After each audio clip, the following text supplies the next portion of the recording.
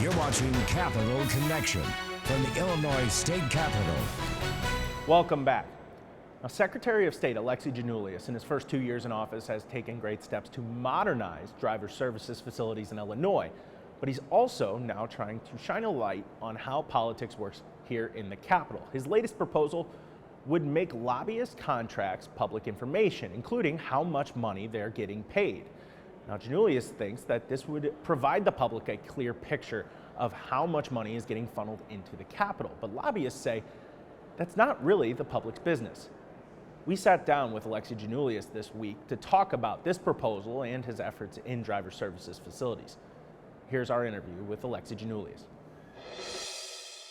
Secretary of State Alexei Giannoulias, thank you so much for sitting down with me today. Thanks for having me. So I want to start with your legislative agenda for this session. We got about a month and a half left. There was one bill recently that really stuck out to me. It was one to have state lobbyist contracts be more transparent. You'll be able to see those contracts. And I wonder why do you feel like that is a necessary move going forward, as there are calls for more transparency in politics in Illinois? Well, given the recent headlines of public corruption in Illinois, we've all seen it. People in Illinois are sick and tired of scandals and corruption and pay-to-play politics. We need to rebuild the trust that Illinoisans have in their elected officials. We see voter turnout numbers that are at record lows. So what we're trying to do is let people know that we are doing everything we can to make ethics a priority. The very first thing I did when I got in office was sign the most wide-ranging ethics package in state government, and this is an important component to give us some enforcement mechanisms when it comes to lobbyists, which we oversee. We heard in committee, especially from some lobbyists that are around the Capitol a lot, that the amount they're getting paid doesn't necessarily mean results, I guess, and if we're talking about private transactions there, I wonder what you see that relationship as when we're talking about somebody who's getting paid to be around the Capitol to push certain issues. Why is the amount they are getting paid in this important to this overall picture? First of all, I'm a big believer in transparency. And most of this bill is about giving us enforcement mechanisms, because right now, outside of issuing a nominal fee, there's very little that the Secretary of State's office, which by the way oversees lobbyist registrations, can do. So we want more power to suspend or revoke a lobbyist registration. We think that's important. And as far as compensation, the City of Chicago, Cook County, other governments around the state, municipalities require that information. So what we're saying is let's have uniformity. Why should, if you work in the City of Chicago or Cook County or another city, should you be required to disclose, but when you work for the state, you shouldn't. We should also let people know what large companies are paying to get legislation, completed in their favor. So when we're talking about just overall transparency, response to the headlines we've seen, the corruption headlines from prior administrations in this, you have your bills going forward, but I wonder what your thoughts are on just the overall attitude towards this right now, because obviously the Madigan trial was supposed to be this month, but that's gotten delayed. How have you thought of the legislature's acted as far as transparency and trying to restore that public trust in the office? So the public trust is not there. And I believe in public service. I'm naive and idealistic. I'm doing this because I want to help people, and I think most of the people in this building feel the same way. But the truth of the matter is people have lost trust in their elected officials. Do I think some of the safeguards that are in place are better than when I was state treasurer in 2006? Yes, there is more transparency, but the headlines remain the same. So anything we can do to help rebuild that trust, increase transparency, I think is critical. All right. Well, you mentioned that it's one of the roles of the Secretary of State to oversee lobbyist registration. One of the other roles is the DMVs, the driver services facilities across the state.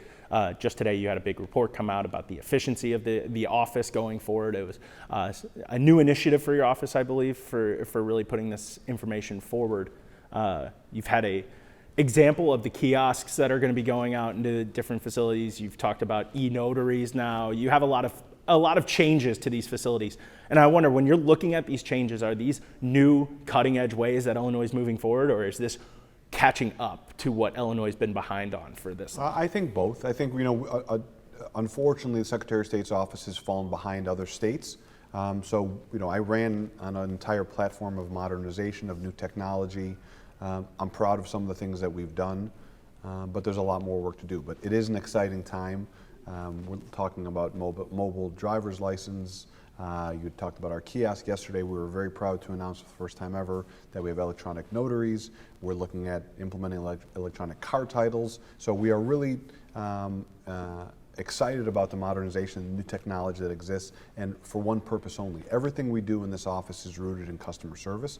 So if we can make our facilities more efficient, if we can make sure that people are spending less and less time accessing government services, that's what we're going to do. So it's an exciting time in the Secretary of State's office. I imagine there has to be a pretty large education component to that when you put this kind of new stuff into a driver services facility, especially with populations that haven't, maybe older populations that aren't used to that amount of technology. Is that a part of this that you have to be considering when you're putting, new kiosks or e-notaries, things like that, into these facilities? Yeah, of course. There's always a learning curve, but I would also tell you, people are already living in this world. If you go to a ball game, your tickets are on your phone.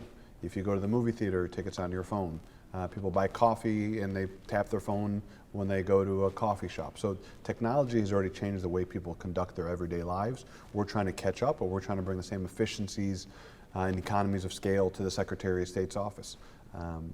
So I'm incredibly proud of what we've been able to do, and I think when people look back, they're going to see a completely transformed, more efficient Secretary of State's office. I wonder, is it just your office is in a unique position to do that because of the direct services that driver services facilities see? We've heard about technological deficiencies in state government for a long time, and I wonder, is this something that is just a hyper focus for your office, or do you feel like this is something that the rest of state government can really look at and say, okay? I can't speak to other forms of state government. I think it's our chance to be a leader. The Secretary of State's office, again, has fallen behind, but that's why we're working so hard to bring this new technology to light. I'm excited about the kiosks. I'm excited about the mobile driver's license. I'm excited about the electronic notaries. I'm excited about electronic car title and some of the things we're doing, our Skip the Line program, our appointment only, our Do It Online.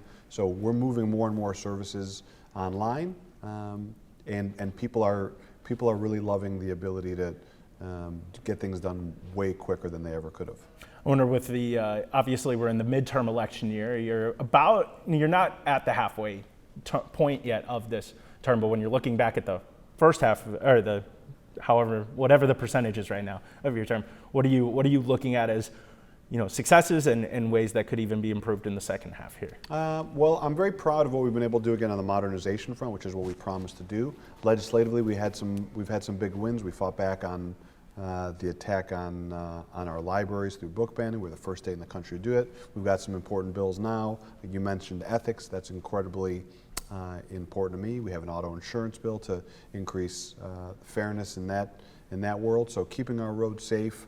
We've done a lot of important work. I'm not one that really looks at the wins. I look at what we have to do, and we have a lot more work to do. I could not be more excited about it. I'm honored to be the Secretary of State, and I am very excited about the next few weeks, months, and years. And you mentioned just things going forward with the next 2 years. Are there more modernization things that you see coming, or is this really just making sure this stuff is solidified going forward? Because there have been a lot of big jumps going forward. There's a lot more that we want to solidify, but there's also a lot more that we want to do. We've had little victories, we've had big victories. For the first time ever, we have a website that's offered in 130 languages. We've made it easier for people to schedule an appointment. We have a text messaging system, things that even just a couple of years ago were probably unimaginable. So solidifying those, making sure people feel comfortable using our technology, and then looking at where the ball is going, as they say. I wonder, just as far as we're looking at Illinois' part in the national stage going forward. Obviously, the DNC is coming up this summer. What do you see as the opportunity there for Illinois going forward with this big convention coming to the state, and how it can capitalize going into a major election? I think the DNC coming to Chicago and to Illinois is huge. I think whether you're a Democrat or Republican, it's something to be excited about. It's great for revenue for the state. It's another eye on Chicago and our state in the summer. It's going to bring people here from around the country, from around the world. I think it's great news. I could not be more excited about it. And look, we have an incredibly important election in November. And I think Illinois has a large role to play in helping point out the differences in the two candidates. Most important for me, and one of the things we've also focused on in this office, is increasing voter turnout, especially through automatic voter registration. People have to come out and vote. The most disheartening thing I've seen this year has been the voter turnout numbers in the primary. You know, there's so many issues, there's so much happening across the country, and for people to stay home and not vote is incredibly disconcerting to me. That's one of the reasons why we're focusing on rebuilding that trust so people feel good again about their elected officials. Again, whether you're a Democrat or Republican, please come out and vote. You have to be engaged in the process, otherwise these problems will not be fixed. What did you think about the low turnout numbers we saw just from March? I know it's a primary compared to a presidential election year. There's bound to be a big jump there, but especially when we're talking about primaries, there's a huge drop off in turnout. I thought it was, you know, the numbers were horrible. I don't get it. You know, there's so many issues. There's international issues. There's migrant issues. There's border issues. There's education issues. There's environmental issues. Our economy is in flux with AI coming in. There's so many things that are happening, and the contrast between the parties is as stark as it's ever been. So for people to stay home is really mind-blowing. I want to go back to the DNC real quick, just because you had talked about in your own term, you have, you know, the victories early on, and then you gotta make sure you stick to it to continue getting those victories. Getting the convention on its own was a victory for Chicago, but now what do you see as the most important things going forward to make sure it's a success this time around and to put Chicago on that stage routinely? I trust leadership that it'll be a successful convention. I think I've already heard personally folks that are excited to come to Illinois in the summer and be a part of this. And if you haven't been to a convention, it's really exciting. There's a great energy level. Hotel rooms are going to be filled. Restaurants will be busy. People will be coming to Illinois, hopefully coming to Springfield and seeing the tremendous history we have here. So I think it's exciting. I have confidence that it'll be a successful convention, and I wish the convention was always in Illinois. So just going forward here with the next, if you're just talking to people, letting them know what the priorities are for your next couple years here, what's the message for them? We will continue to modernize the office. We want to eliminate the time tax that people are spending waiting in line, waiting on the phone. We're doing everything, every single thing we do is seen through the prism of increasing customer service. We want Secretary of State's office and our services to be a fun experience, an easy experience. We're doing everything we can. We're the largest Secretary of State's office in the country. Modernization will be a priority, keeping our roads safe, bringing some ethics and trust back into state government. These are all priorities of mine and this administration, and I'm very excited about the future. All right, well, Secretary of State-elect Giannoulias, thank you so much for sitting down with me. Thanks so much.